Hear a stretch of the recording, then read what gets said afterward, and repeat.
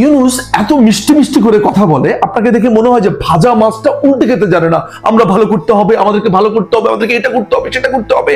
কিন্তু এই বদমাইশটাকে কখনো আপনি জিজ্ঞেস করেছেন, এই বদমাস, তুই ম্যানেজিং ডিরেক্টর হয়ে তোর বাপের কোম্পানিতে, যেখানে তোর 25% শেয়ার আছে, তুই টাকা দিলি কিভাবে রে?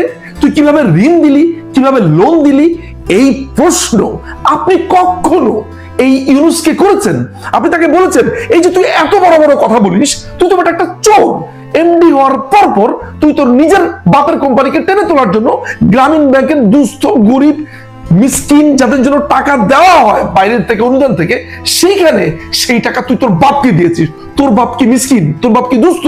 তুই তাহলে কেন দিয়েছিস? এই প্রশ্ন আপনি কখনো করেননি। আর করেননি বলেই সে ফুলে ফলে বেড়ে উঠেছে। এখন সে অনেক বড় বড় কথা বলছে, এখন পুরো দেশকেই সে ক্যাপচার করে ফেলেছে। বাংলাদেশে গত বছর একটা আলোচ্য বিষয় বা আলোচিত বিষয় ছিল ইউনূসের বিরুদ্ধে মামলা, ইউনূসের বিভিন্ন দুর্নীতির ব্যাপারে অভিযোগ উত্থাপন। বাংলাদেশ আওয়ামী লীগ তখন ক্ষমতায় ছিল, বেশিরভাগ মানুষ মনে করত যে ইউনূসের বিরুদ্ধে এই যে দুদক মামলা করছে, গ্রামীণ ব্যাংক নিজে বাদী হয়ে মামলা করছে বা কর্তা ব্যক্তিরা মামলা করছে, এগুলো মনে হয় রাজনৈতিক উদ্দেশ্য প্রণোদিত। কিন্তু আমি কোনো মানুষকে প্রশ্ন করতে দেখিনি, আচ্ছা এই যে মামলাগুলো হচ্ছে, এই যে ঘটনাগুলো ঘটছে, এটা সত্যতা কতটুকু? এটা কি আদৌ ঘটেছে কিনা, বা যদি ঘটে থাকে তাহলে ব্যাপারটা কি? কিন্তু বাংলাদেশিদের ভেতরে এক অদ্ভুত কলোনিয়াল মেন্টালিটি আমি বরাবর দেখতে পেয়েছি। ব্যাপারটা কি? ইউনূস নোবেল প্রাইজ পেয়েছে, তিনি কি দুর্নীতি করতে পারেন? অর্থাৎ ইউনূসের এমন একটা ফিগার বাংলাদেশিরা তৈরি করে ফেলেছে, এবং যেহেতু লোকটা বিদেশে থাকে, যেহেতু লোকটাকে ওবামা প্রাইজ দিয়েছে, যেহেতু লোকটা অলিম্পিকে যায়, যেহেতু লোকটার নাম পৃথিবীর অন্য দেশের পত্রিকাতে ছাপা হয়েছে, তাহলে মনে হয় উনি কোনো ধরনের দুর্নীতি করতে পারে না। এই যে আমাদের ভাবনা চিন্তার গণ্ডি, এটা ভয়ঙ্কর।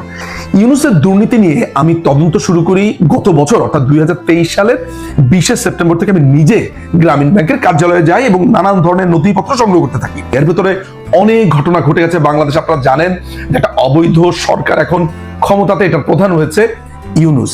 এই ইউনূস ঠিক কিভাবে দুর্নীতি করেছে, কোথায় কোথায় দুর্নীতি করেছে, এগুলো আমি প্রকাশ করব আমার কাছে যা নথিপত্র আছে।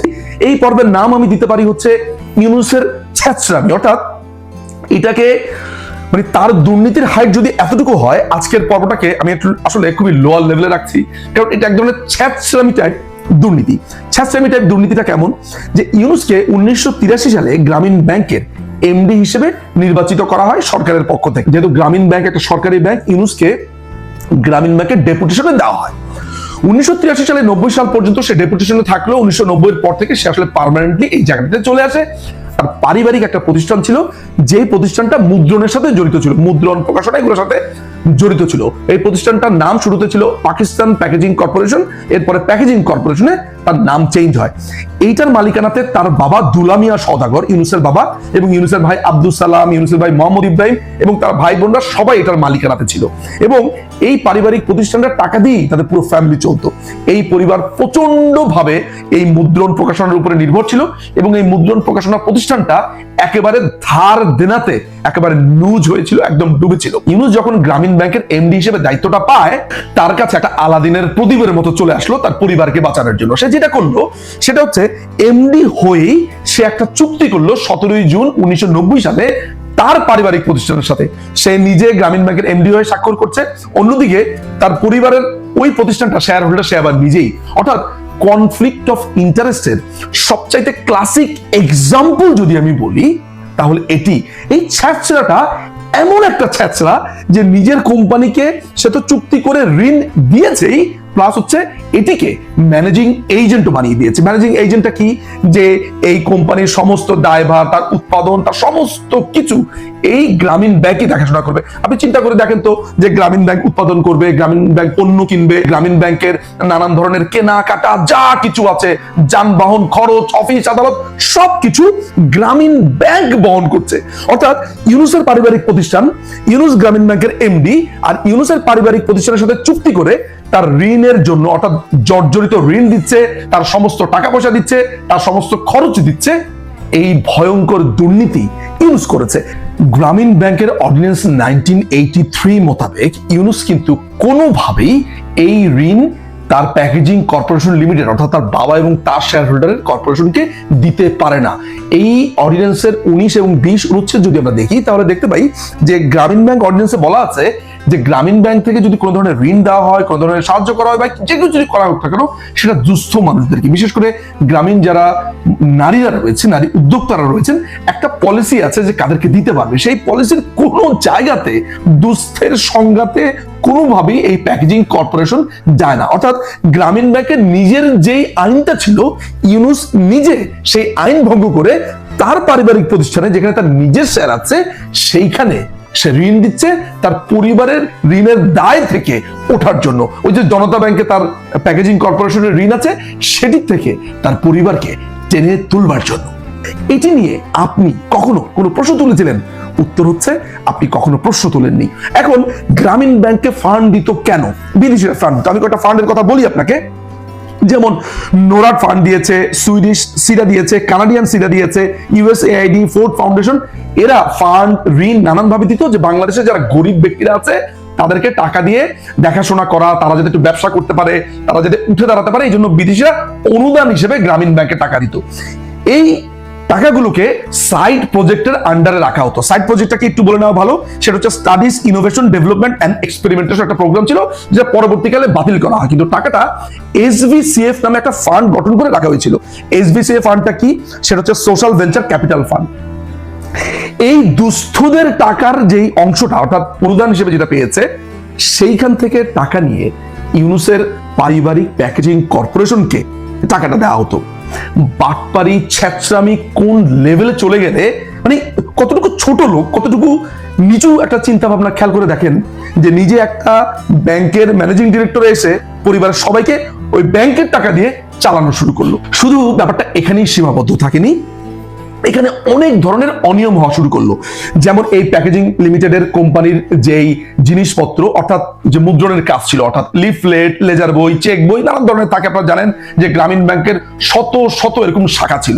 তারা যেটা করেছে যে এই প্যাকেজিং কোম্পানি যদি একটা লেজার বইয়ের খরচ দেখাতে হচ্ছে 100 টাকা, তাহলে এটা 100 টাকা। এটাকে যাচাই করার কোনো সুযোগই ছিল না যে এটা কি 10 টাকাতে পাওয়া যেতে পারতো, 20 টাকাতে পাওয়া যেতে পারতো। অর্থাৎ তার কোনো কম্পিটিটরই ইউনূস রাখেনি, নিজের পারিবারিক প্রতিষ্ঠানগুলোকে এগিয়ে নিয়ে যাওয়ার জন্য কাজটা করতো। আপনি যদি ইউনূসকে এখন দেখেন, অর্থাৎ প্রধান উপদেষ্টার পদ বাগাবার পর সে তার ভাইয়ের ছেলে অপূর্ব জাহাঙ্গীরকে দায়িত্ব দিয়েছে, চিটাগং বেল্টের অনেক মানুষকে এখানে নিয়ে এসছে। অর্থাৎ এই যে তার ফ্যামিলিকে এইভাবে অবৈধভাবে সুযোগ সুবিধা দেওয়া, এই জিনিসগুলো এখনো আছে, আগেও ছিল। আমার কাছে এখানে একটা হিসাব আছে, যে একটা ইনিশিয়াল হিসাব যে ইউনূস কত টাকা ধার দিয়েছে, কত টাকা আপনার ঋণ দিয়েছে, লোন দিয়েছে। হিসাবটাতে দেখা যাচ্ছে 2 ভাগে সে তার পারিবারিক কোম্পানিকে এই গ্রামীণ ব্যাংক থেকে লোন, ঋণ নানান ভাবে দিয়েছে। একটা হিসাব বলছে 1,14,00,000 টাকা সামথিং, আর আরেকটা হিসাব বলছে প্রায় 9.5 কোটি বা 10 কোটি টাকার কাছাকাছি। এগুলোকে আবার মূলধন ঋণ, চলতি ঋণ ইত্যাদি নানান ধরনের কেতাবি নামে অভিহিত করেছে। এখন আপনাকে এটাও জেনে রাখা ভালো যে এই যে মুদ্রণ প্রকাশনা যে সংস্থাটা আছে, এখানে একটা ক্রয় নীতিমালা ছিল। অর্থাৎ আপনি যদি গ্রামীণ ব্যাংকের জন্য কোনো মুদ্রণ সংশ্লিষ্ট কোনো কিছু লাগে, তাহলে আপনার সেটার মূল্যমান যদি 2 লক্ষ টাকার অধিক হয়, তাহলে আপনাকে ওপেন টেন্ডার আপনাকে ডাকতে হবে। এটা কোথায় ছিল? গ্রামীণ ব্যাংকের যে ক্রয় নীতিমালা ছিল, যেটা ইউনূসের নিজের তৈরি করা, কিন্তু শুধুমাত্র তার মুদ্রণ এবং প্রকাশনী সংস্থার ক্ষেত্রে এই নিয়ম কোনোদিনই পালন করা হতো না। যেমন 2 লক্ষ টাকার উপরে যদি কোনো ধরনের ক্রয় আদেশ হতো, সেখানে অন্য কোনো কোম্পানির সাথে যাচাই করা, টেন্ডার নেওয়া, অন্য কোনো কোম্পানি কম খরচে দিতে পারবে কিনা, এটা নিয়ে কোনো আলাপই হতো না। অর্থাৎ একটা স্বেচ্ছাচারী অবস্থাতে সে তার প্রতিষ্ঠান চালাতো। এখানে আমি হিসাবগুলো দেখতে পাচ্ছি যে 24/6/1990 সালে সে দিয়েছে 20 লক্ষ টাকা, 28/8/1990 দিয়েছে 50,000 টাকা, 1/11/1990 সালে দিয়েছে 15 লক্ষ টাকা, 27/1/1991 সালে দিয়েছে 38,64,000 টাকা। এটা কাকে দিচ্ছে? তার প্যাকেজিং কর্পোরেশনকে দিচ্ছে, তার পারিবারিক প্রতিষ্ঠান। 7/10/1991 সালে দিয়েছে 75,71,053 টাকা। 19/11/1991 সালে দিয়েছে 11,50,000 জনতা ব্যাংকের ঋণ হিসেবে। অর্থাৎ জনতা ব্যাংকে যে ঋণ নিয়ে জর্জরিত ছিল সেটাও গ্রামীণ ব্যাংক দিয়েছে। এখানে তো আমি আপনাকে শুধু 90 এবং 91 সালের হিসাব দিলাম। সে এমডি থাকা অবস্থা পর্যন্ত, অর্থাৎ 2011 সাল পর্যন্ত এই হিসাব যদি দেখি, তাহলে আমরা দেখতে পাই শুধু মুদ্রণ প্রকাশনার জন্য এই কোম্পানিটি তৎকালীন সময়ে টাকা পেয়েছে প্রায় 65 কোটি টাকা। আর লোন পেয়েছে আগেই বলেছি যে এক জায়গাতে দেখতে পেয়েছি 10 কোটি টাকা, এক জায়গাতে দেখতে পেয়েছি 1.5 কোটি টাকার মতো। এখন এই যে অবৈধভাবে গরিবের ফান্ড থেকে নিজের বাবার প্রতিষ্ঠানে বা নিজের প্রতিষ্ঠানে টাকা দেওয়া, এটা নিয়ে কি আপনি প্রশ্ন করেছেন? এবং এই যে ঋণগুলো নিল, ফান্ডগুলো নিল, এগুলো কি ইউনূস পরিশোধ করেছে? এখানে একটা ইন্টারেস্টিং হিসাব আছে। হিসাবটা হচ্ছে এমন, এই ঋণগুলো একটা দীর্ঘমেয়াদী ভাবে দেওয়া হতো। তো তার যে এত টাকা ঋণ ছিল, এই ঋণের আবার সুদও ছিল, অর্থাৎ প্যাকেজিং কর্পোরেশনকে এটার জন্য সুদ দিতে হতো। তো ইউনূস লক্ষ্য করে দেখলো যে এই যে গ্রামীণ ব্যাংক থেকে লোন পেয়ে সে আবার সুদ দিচ্ছে, আসল টাকা পরিশোধ করতে পারছে না, এইখানে কোন চালাকিটা করা যায় বা কোন বদমাইশিটা করা যায়। এই সুদগুলো ছিল কোনোটা 10% হারে সুদ, কোনোটা ছিল 12% হারে সুদ, কোনোটা ছিল 16% হারে সুদ। ইউনূস করলো কি, একটা পর্যায়ে এসে তার কার্যনির্বাহী সবার একটা বৈঠক ডাকলো। এখানে সেই ছিল সর্বে সর্বা, কার্যনির্বাহী বৈঠকে সবাই ছিল তার নিজের মানুষজন, নিজেই চাকরি দিয়েছে, ফলে সে যা বলতো, যে এজেন্টটা বাস্তবায়ন করতে চাইতো সেটাই হয়ে যেত। একটা পর্যায়ে এই 10, 12, 15%, 16% এসব সুদ না, সে করলো কি, সবকিছু মিলিয়ে 5% সুদ নির্ধারণ করলো এই তার নেওয়া ঋণের উপর। তো সেই হিসাব করে আবার বের করলো যে এর আগে সেই যেই টাকা ঋণের টাকা পরিশোধ করে দিয়েছে, 5% সুদ নির্ধারণ করার পর সেগুলোকে সে রেট্রোস্পেক্টিভ ইফেক্ট দিল। সেটা কি জিনিস? অর্থাৎ এই মুহূর্তে সিদ্ধান্ত নেওয়া হলো যে সে যে আগে যে সুদ দিত সেইটা কমিয়ে 5% করা হবে। তাহলে সেটা কার্যকর হবে কবে থেকে? নিয়ম অনুযায়ী এখন থেকে, অর্থাৎ এখন নির্ধারণ করা হলো। কিন্তু সে করেছে কি, এই 5% সুদের ব্যাপারটা সে রেট্রোস্পেক্টিভ ইফেক্ট দিয়ে আগে যে পে করেছে সেইটার মধ্যেই সে ঢুকিয়ে দিল। ফলে সে দেখালো যে অলরেডি তো আমি আগে সুদ দিয়ে দিয়েছি, যদি 5% হয় তাহলে আমি অনেক টাকা বেশি দিয়ে দিয়েছি, এখন আর আমি কোনো টাকা দিব না। তো গ্রামীণ ব্যাংক তখন হিসাব করে বের করলো যে সে যেই টাকা দিয়ে দিয়েছে সেই টাকার মধ্যে মাত্র 7 লক্ষ টাকা বাকি থাকে, কিন্তু আদতে হিসাবে বাকি থাকে কোটি কোটি টাকা। কিন্তু সুদ পুনর্নির্ধারণের কারণে ইউনূসকে মাত্র 7 লক্ষ টাকা দিতে হয়, এবং এইভাবে সে তার পরিবারকে নানানভাবে আর্থিক সুবিধা পাইয়ে দিয়েছে। কিন্তু আপনারা যখন বলছেন যে তার বিরুদ্ধে ব্যবস্থা নেওয়ার পর যে এগুলো হচ্ছে রাজনৈতিক মামলা, এগুলো তিনি করেন নাই, আচ্ছা আপনি কি এখন প্রশ্ন তুলবেন আচ্ছা ইউনূস, আপনি ম্যানেজিং ডিরেক্টর হওয়ার পর আপনি কিভাবে আপনার পরিবারকে লোন দিলেন ব্যবসা প্রতিষ্ঠানে, যেখানে দুস্থরা পাওয়ার কথা বা অর্ডিন্যান্স অনুযায়ী আপনার পাওয়ারই কথা না? আপনি কিভাবে এই কোম্পানি থেকে ঋণ নিয়ে ঋণের সুদ 5% করলেন? আপনার কি ঋণ দেওয়ার কোনো এখতিয়ার ছিল? আপনার কি আপনার নিজের প্রতিষ্ঠানের সাথে চুক্তি করার কোনো এখতিয়ার ছিল? আপনার কি আপনার প্রতিষ্ঠানকে গ্রামীণ ব্যাংকের ম্যানেজিং এজেন্টের দায়িত্ব দেওয়া কোনো ধরনের এখতিয়ার ছিল? এই প্রশ্নগুলো যদি আপনি করেন, দেখবেন সেগুলোর কোনো উত্তরই আপনি পাচ্ছেন না। অর্থাৎ এই যে আমরা বলছি ফ্যামিলি ডাইনেস্টি, পরিবারকে সুযোগ পাইয়ে দেওয়া, এই দেওয়া সেই দেওয়া, এই নোবেল লরিয়েট বলে যাকে আপনি বলছেন, 1990 থেকে সে এই কাজ করে আসছে। এবার বুঝলেন তো সে কেন গ্রামীণ ব্যাংকের এমডি থেকে সরতে চাইতো না? আঠার মতো ওই চেয়ারে সে লেগেছিল, কারণ সে জানে গ্রামীণ ব্যাংক হচ্ছে তার টাকা বানানোর মেশিন। এইখান থেকে সে তার আর্থিক সুবিধা, নানান ধরনের সুবিধা সে পেত বলেই এখান থেকে সে সরতে চাইতো না। তার এই দুর্নীতির কথা বা প্রথম দুর্নীতির কথা আমি আনলাম, সামনে আরো অনেক দুর্নীতির ইস্যুস আসবে। সে পর্যন্ত ভালো থাকুন, সুস্থ থাকুন, অনেক ধন্যবাদ।